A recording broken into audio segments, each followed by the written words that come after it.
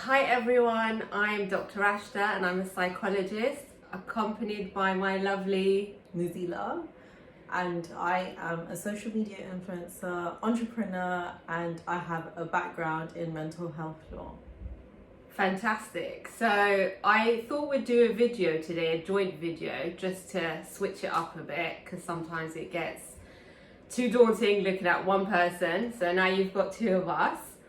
And today's topic, I wanted to talk about just how you take care of your mental health. I think it's such a big topic, So important nowadays. It's all over social media, as you're in that industry. And, from young as 9, 10? Yeah, like whoever's using social media from young as, you're not allowed to use the social media, but that young, but people still have accounts. Absolutely. So everyone's using it, and there's so much going on that we wanted to address this topic on mental well-being, and there's no better person than Dr. Ashter to present this and talk about this with us today. So what do you think about mental well-being? I think mental well-being can be such a positive thing, and it's really your outlook and how you view it. And if you've got a good outlook on it and you have the skills that it takes to take care of it, then I think you're sort of good to go. Where do you think it starts? I think mental well-being starts from yourself. So building self-esteem within yourself, loving yourself, and taking care of yourself and taking care of your mind. So nourishing your mind with really good thoughts, building yourself up so you feel really good. Like, we all have days where we're just down, suddenly I sometimes wake up like that. I feel like, oh my God, today I just feel so depressed. And how do you switch off from it? And one of my friends who's a life coach, she actually taught me wear one of those snap bracelets. Oh, wow. Do you know about it? Yeah. So you wear this bracelet and it's like an elastic band, and when you have a negative thought, you just snap it. And it actually works. It actually works for me, because I used to get into this vicious cycle of thinking about the same thing constantly, and this bracelet actually stopped it. I'm not wearing it at the moment, but what I do, if I'm not wearing it, if it doesn't match my outfit, I just go like this. So it's like a physical prompt almost to remind you that stop. Just stop what you're thinking and think of something positive immediately. Yeah, I think, you know what, you're so right. I think it definitely starts with having a really positive self-esteem. And I think, that's something you need to work on, you need to build on, you need to think about your strengths and what you're good at. And definitely don't compare yourself to others, because that will really, really get you down. You have to think about your strengths and what you're good at. So not judging yourself for what you can't do or what you can't achieve, or thinking about, that person's done it better than me. And I think those things really get you down. Definitely. And you see that on social media so much. Yeah, and you actually have to stay so independent of what someone else is doing.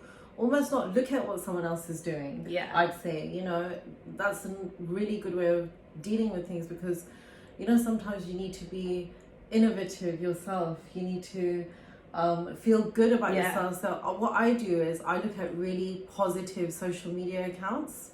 So all the people I follow, or I have these entrepreneur quotes I follow, or self-being quotes. It's like mental Positivity quotes. Exactly. They really help. They really help. And I think that's a very good way of using social media. Yeah, absolutely. And I think, your self-esteem, I think it's linked to, your mental well-being, it's linked to your happiness, it's linked to success in so many areas in your life. So I think that's definitely a starting point when you want to think about your general mental health. Think about your self-esteem. And you know what, there's so much out there that you can look into and read. If you just write in self-esteem in Google, you'll get so many hints and tips about how to empower and strengthen that trait that we all have and that we all seek to have, at a really good level, don't we? Yeah,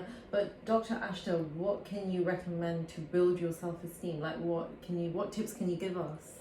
I think one of the things that I would definitely say is, think about your values and think about what you're good at and where your strengths are, because those are the ones that you will build on, and it will become better and better and better as you go. And that's when you see your self-confidence start growing, how you carry yourself, how you talk to people, how you interact. So I think all these things, there's a whole bunch of things I can list, but I think you definitely just start with the basics. Yeah. And what would you recommend? Like, we all go through hard times in life, so what coping mechanisms can you give us? Like, I've been through a divorce, I've been through a lot of stuff that people probably don't know about, my audience doesn't know about either, but I've learned, what I used to do is sometimes bury it in the sand, or I would get up and do something about it and not think about what I'm going through and just get on with things. But what would you recommend? But do you find that comes back to you? It comes back with a vengeance. Time and time again. Yeah.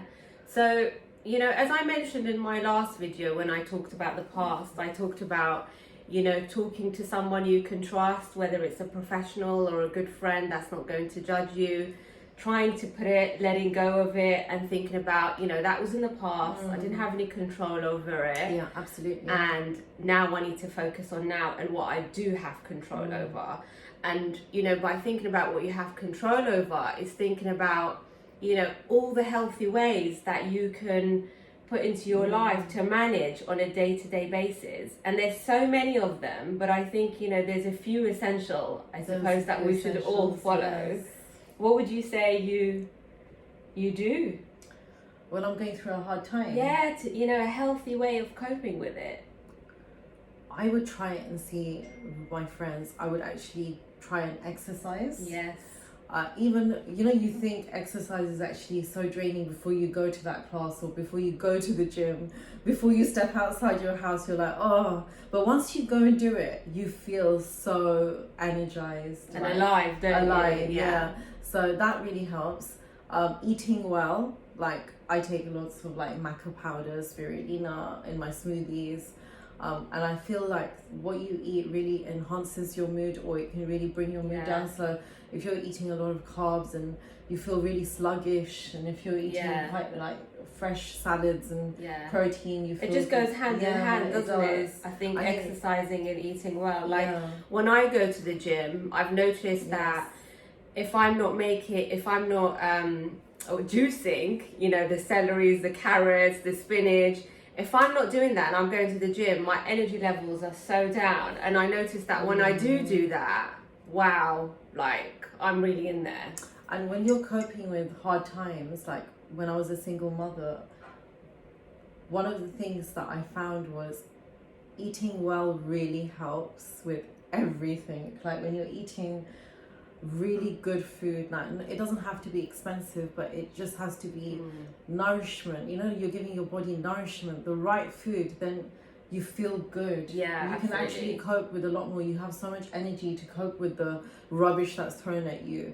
I think that's such a good point, Nazila, because when you feel good about yourself, you're really able to stand up for yourself and be assertive and say no when you don't want to do something, and really, have your boundaries. Yes. Yeah.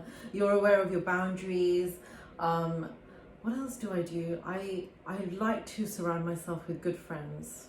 I mean, that's something that I've always done, and I was fortunate to have really good people in my life through my hard times that got me through so much. It's so important. It's so important to have that. So definitely build a trusted circle. I would say that. Yeah, and I've seen so many mental health. It's from loneliness. Yeah, all these diagnoses, all these symptoms people get. I think a lot of it is manifested in dysfunctional relationships and issues and arguments and people around you who don't have your back or are not interested in what you're doing or are being spiteful. I could probably go on, the list goes on. But having, you know, those positive relationships, I think really makes a difference to your well-being, don't they? Yeah, it does. And it's just finding the right people to build those positive relationships with. Yeah. So, you know, you have to be careful with that as well. Yeah. Who you trust with the information you're providing. You can't just... Sometimes it's better to speak to a stranger as well. I mean, I went to a stranger when I was going through a counsellor when I was going through a difficult time. Yeah. And it really helped not speaking to anyone who knew me. Yeah. It was an unbiased opinion, which Yeah. was amazing. Yeah, it's just so different. It's you so know, different. at one point I will try and do a whole video on therapy and family therapy and all the sorts of I interventions. think every family needs family therapy. Yeah, I wish we all had that in our homes. I think because we're also dysfunctional at times. Yeah, Because moods change. Everyone's moods is like up and down. absolutely. Your child could be going through one mood, you're going through another mood, your husband's going through another mood, everyone's going through Yeah, something, right? yeah, and it's about how you To manage it. And that takes practice, you know, that takes effort and working on it and working with the people around you as well. I kind of just wanted to think about, you know, just finding value and purpose in life, because I think that's also really important to your well-being. Definitely. I think you definitely need to count your blessings around you. Be grateful for what you have. Yeah. Don't look at someone else and think, I wish I had that, or why don't I have this? This person's so lucky. But they've worked so hard for it, you know. Most of the time when they're at that level, they've worked really, really like damn hard for something. Or, you know, not everyone's just lucky. Yeah. And you can, and if you really feel like you know, you're really looking up to someone, rather than being envious, you can actually use them as a role model and think about, well, what do I need to do to get to what I want to achieve in life, or the goals that I've set myself? Because I tell you, you could do so much. You know, you know, your world's your oyster. You know, and where we live in this day and age, there's so many opportunities, isn't there? So many opportunities, and you just have to. But I think you need to just start by being grateful for even having a life, breathing, waking up in the morning. Absolutely. You know, having good health, and just look around you in the morning and just count your blessings first for about 2 minutes. Yeah. So just being really, really grateful, isn't it? Yeah, aware of that. Gratitude. And then you won't feel like, oh, why don't I have this, or why don't I have that, and why does this person have this better than me? I think you really need to stop all that. I mean, that's where all the hate comes on social media. But people don't know what you're going through behind the scenes. You know, they don't know. No one knows. Yeah, what has that person gone through to achieve it? And just be happy for people. Yeah, absolutely. Do you know, I think these are all so important, all these steps. And I think, you know, it takes practice, it takes a lot of reading and understanding your mental health and talking to people around you, and you know, whatever you're trying to do in your life, I think, you know, believe in yourself, because it's so doable. It is.